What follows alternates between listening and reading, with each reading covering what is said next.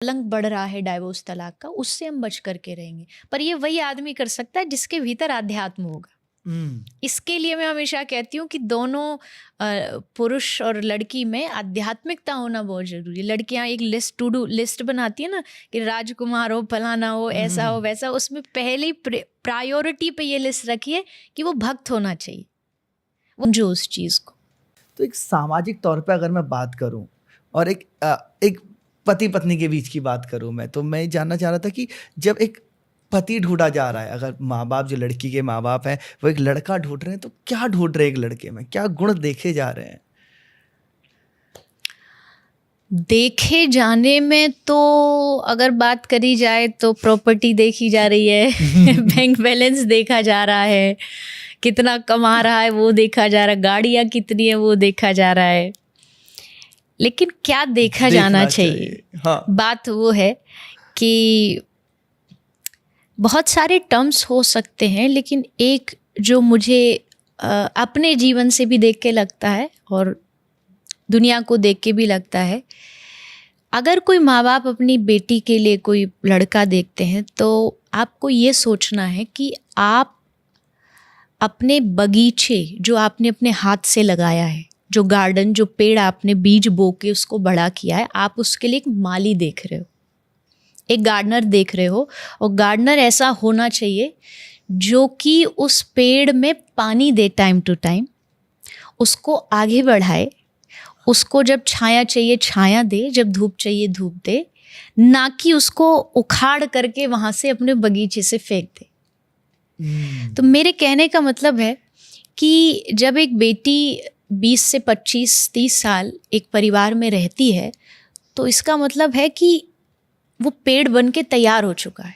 उसको हर चीज़ से, उसकी सोच, उसकी कैपेसिटी, उसकी एबिलिटीज़, उसकी मर्यादाएं सब सेट हो चुकी है। 25 साल बहुत होते हैं, एक आधा जीवन आज के टाइम में कहूँ तो निकाल चुकी होती है वो। अब उसको एक ऐसे इंसान के पास भेज रहे हैं जो 25 साल तक, यानी कि जो उसका जीवन रहा, उसके लिए वो जानती भी नहीं थी, उसकी सोच उसे नहीं पता, उसकी फैमिली कंडीशंस उसे नहीं पता। तो अब वहाँ जाकर के अगर मान लीजिए उसका अस्तित्व छीन लिया गया, कोई बच्ची नौकरी करती है, जॉब करती है, वहाँ जाके उसको कह दिया गया नहीं हमें जॉब की ज़रूरत नहीं है, तो ये तो उसकी पूरी अस्तित्व को छीन लिया गया। बिल्कुल। उसने जो जीवन भर पढ़ाई की या जो भी उसने सीखा लाइफ में, जो टैलेंट उसने पाया, वहाँ जाके वो ज़ीरो हो गया। क्यों? तुम्हें कुछ भी नहीं करना, बस तुम घर परिवार का ध्यान रखो, इसके अलावा कुछ नहीं। तो ये अगर अस्तित्व एक लड़की का छीन लिया जाता है तो वो उसके लिए मुझे लगता है मरने के बराबर है। तो जब भी आप किसी लड़के को खोजते हैं तो ये ध्यान रखें कि वो उसको सींचे, उसको जड़ से उखाड़े नहीं, उसको पानी दे, उसको आगे बढ़ाए, उसका सपोर्ट बने।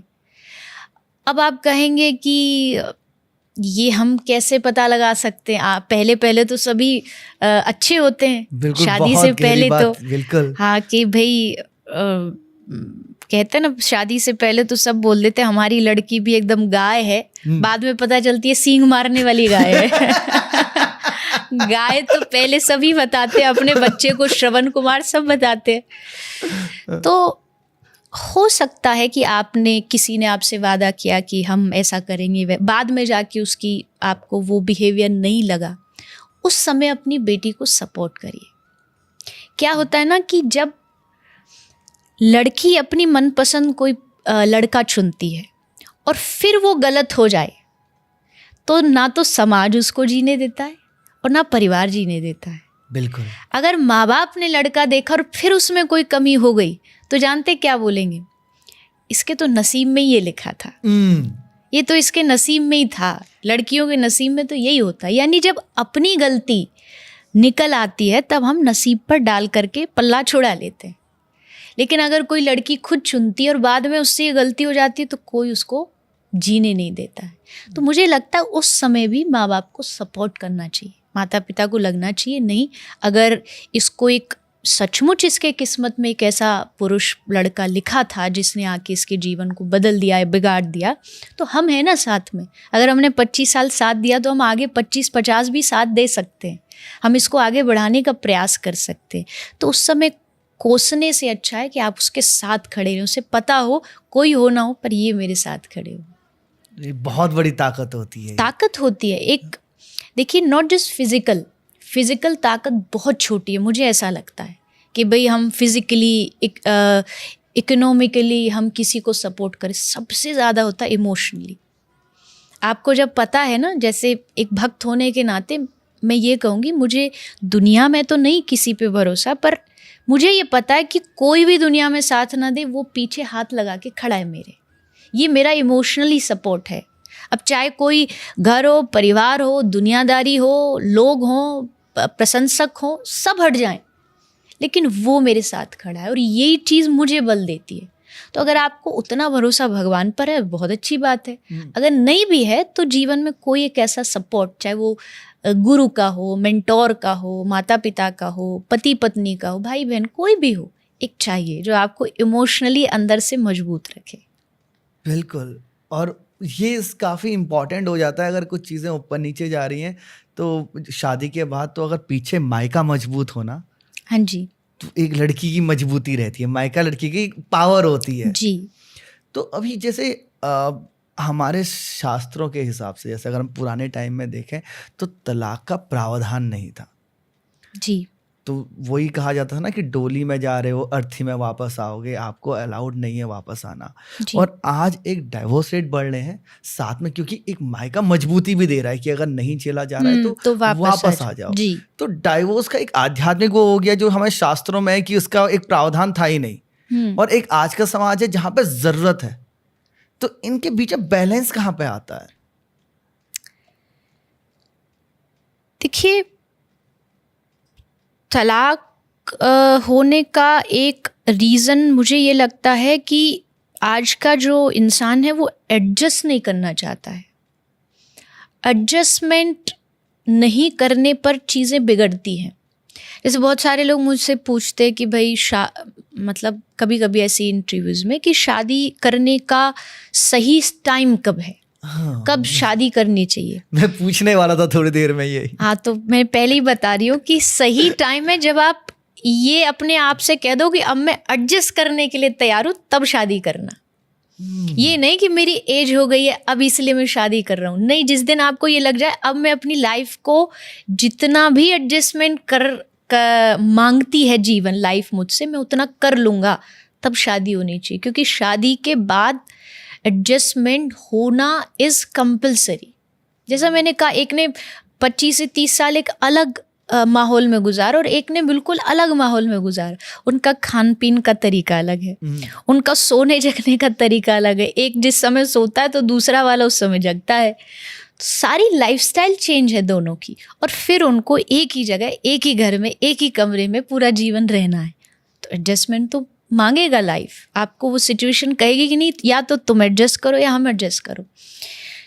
कोई भी रिश्ता तब तक चलता है जब तक उसमें कोशिश जारी रहती है, उसमें आप प्रयास करते रहते हो। और प्रयास मतलब एक तरफा नहीं, एक तरफा प्रयास तो आगे जाके गाड़ी पटरी से उतरेगी।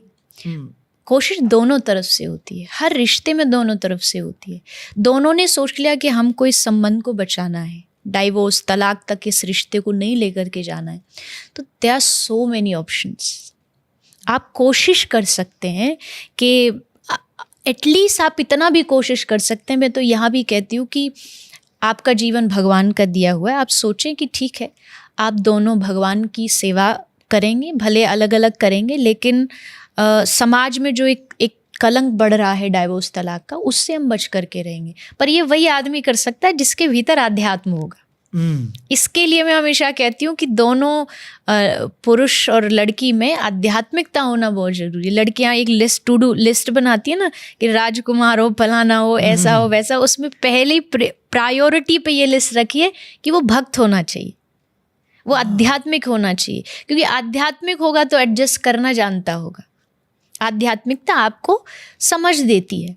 तो अब अगर वो आध्यात्मिक होगा तो मुझे पता, मैं ऐसे बहुत सारे दंपति जो कपल्स होते हैं, हम उनको जानते हैं कि उनके जीवन में वृंदावन वास करते हैं, दोनों भजन करते हैं, सुबह शाम जाके भगवान के मंदिर का दर्शन करते हैं, और उनका जीवन जो है भगवान से जुड़ा हुआ है। तो ऐसे जो जीवन वाले जो कपल्स होते हैं ना, तो वहाँ फिर एक कंफर्ट लेवल बढ़ जाता है। वहाँ फिर चीज़ें, मान लीजिए मेरे पसंद की नहीं भी हो रही तो मैं झुक जाऊँ, उनके पसंद की नहीं हो रही तो वो झुक जाए। झुकना ज़रूरी है, पर दिक्कत ये है आज कोई झुकना नहीं चाहता। बिल्कुल। और जितनी स्टिफनेस रहेगी धागा उतनी जल्दी टूटता है, जितना आप खींचोगे उतना जल्दी टूटेगा। थोड़ा सा छोड़ दोगे ढीला तो टूटने के जो चांसेस हैं वो घट जाते हैं। तो तलाक होने का कारण ये है कि दोनों तरफ से धागे को खींचते जा रहे हैं, बस उसको ढीला नहीं छोड़ते, ईज नहीं देते। लाइफ में ईज होना, कोई भी जीवन हो उसमें एक ईज का होना बहुत ज़रूरी है, थोड़ा ढीलापन ज़रूरी है, तभी ये ख़त्म होगा। नहीं तो देखो, जैसा आपने कहा, पहले हमारे समाज में तलाक, डाइवोर्स ये कोई जानता भी नहीं था। रही दूसरी बात, आपने एक मायके वाली बात भी बोली थी, वो भी बहुत अच्छी बात है। उसमें हर चीज़ का पॉजिटिव नेगेटिव होता ही है, तो एक पीछे से सपोर्ट रहे वो बहुत अच्छी चीज़ है। लेकिन उसके कारण ये गलत भी ना हो कि अच्छा ठीक है, मुझे तो पता है, मैं तो छोड़ के जा रही हूँ, मैं मायके चली जाऊंगी, तुम देखते रहियो। नहीं, अगर आपके माता पिता ने एक जीवन साथी चुना है तो इसका मतलब है आपको कोशिश करनी है कि सारा जीवन उसके साथ बिताना है। और एट दी एंड अगर किसी कारण से आपका जीवन का सुकून, मन की शांति, आपका सुख सब अगर खराब हो रहा है तो फिर आप दूरी बना करके अलग अलग रहिए, अपने जीवन को जैसे आप चला, वो एक लास्ट ऑप्शन में कहती हूँ, क्योंकि प्रेशराइज भी नहीं है। अगर आप एक घर में दिन रात लड़ भी रहे हैं तो भी आपका जीवन बर्बाद ही हो रहा है। इससे अच्छा एट दी एंड तो आप यही करें कि आप दोनों अलग रह करके, तलाक की नहीं बात कर रही मैं, शायद एक चांस है कि आप आगे चल के समझ आ जाए, या दूरी हो तो आप अपने रिश्ते को थोड़ा समय दे के समझ पाओगे, तब आप दूर रह के वो अपना काम, आप अपना काम कर सकते हैं। अब बस इसमें अगर ये आ जाता है कि कोई मेंटल एब्यूज हो रहा है या फिजिकल एब्यूज हो रहा है, तो तब ऐसे में तो अलग होना सही है।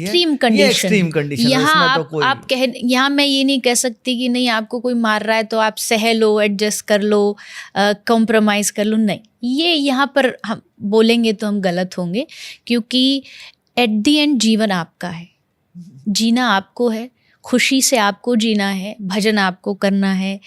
अब हमें उस समय ये चुनना पड़ेगा कि नहीं, मैं ये नहीं सहन कर सकता, क्योंकि एक लेवल ऑफ पेशेंस होता है, हर आदमी का होता है, किसी का थोड़ा जल्दी होता है, किसी का थोड़ा बाद में होता है।